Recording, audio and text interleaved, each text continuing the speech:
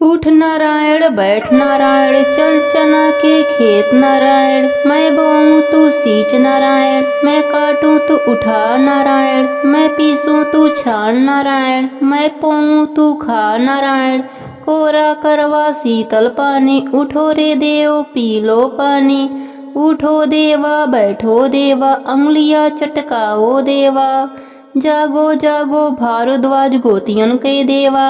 नमस्कार दोस्तों, आज मैं आपको देव उठनी एकादशी व्रत में सुनी जाने वाली गणेश भगवान की कहानी सुनाने जा रही हूँ। प्रेम से बोलिए गणेश भगवान की जय हो, विष्णु भगवान की जय हो। एक समय की बात है, एक गांव में एक बुढ़िया माई अपने परिवार के साथ रहती थी।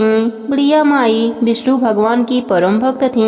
वह हमेशा दोनों पक्षों की एकादशियों का व्रत करती और कथा सुनती थी। उन्होंने कभी भी व्रत में गणेश भगवान की कथा न कही न सुनी। इस कारण से उनका व्रत अधूरा रह गया। पर बुढ़िया माई को इस बात का पता नहीं था। उनको लगता था कि वह तो पूरा व्रत कर रही हैं और उनके व्रत के पुण्य से उनको वैकुंठ लोक की प्राप्ति जरूर होगी।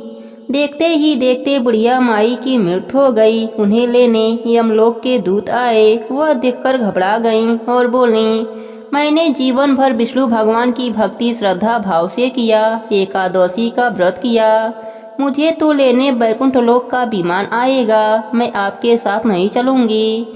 इतना कहकर बुढ़िया माई रोने लगी और विष्णु भगवान को पुकारने लगी। विष्णु भगवान गरुड़ पर सवार होकर बुढ़िया माई के पास आए और बोले, बुढ़िया माई, तूने तो पूरी श्रद्धा से व्रत किया, पर तुमने व्रत में कभी भी गणेश भगवान की कथा न कही न सुनी। इसी कारण से तेरा व्रत अधूरा है। बुढ़िया माई विष्णु भगवान से जीवन दान मांगने लगी ताकि वह एकादशी का व्रत करके उसका पूरा पुण्य प्राप्त कर सके।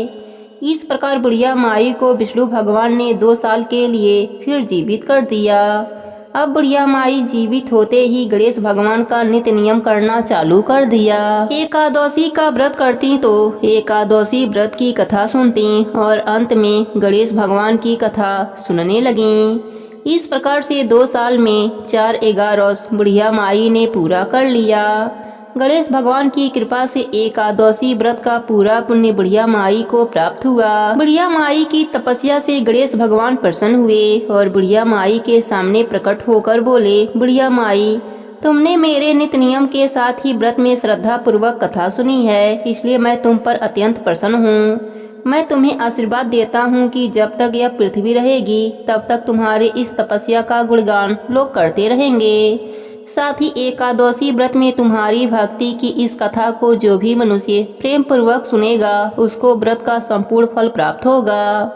गणेश भगवान बुढ़िया माई पर प्रसन्न होकर बुढ़िया माई का घर अन्य धन से भर दिया। साथ ही रिद्धि सिद्धि का वास करके अंतर ध्यान हो गए। 2 साल बीतने पर बुढ़िया माई की मृत्यु हुई। इस बार उन्हें लेने वैकुंठ लोक का विमान आया। बुढ़िया माई को पूरे मान सम्मान के साथ वैकुंठ लोक ले जाया गया। इस प्रकार गणेश भगवान की कृपा से बुढ़िया माई का घर अन्य धन से भर गया और मरने के बाद वैकुंठ लोक का सुख मिला। हे गणेश जी महाराज, जैसे आपने बुढ़िया माई पर प्रसन्न हुए, बुढ़िया माई के व्रत को पूर्ण किया, उसके घर को अन्य धन से भर दिया, वैसे ही एकादशी व्रत करने वालों को पूरा फल देकर उनका घर अन्य धन से भर देना। कहानी अधूरी हो तो पूरी करना, पूरी हो तो मान रखना।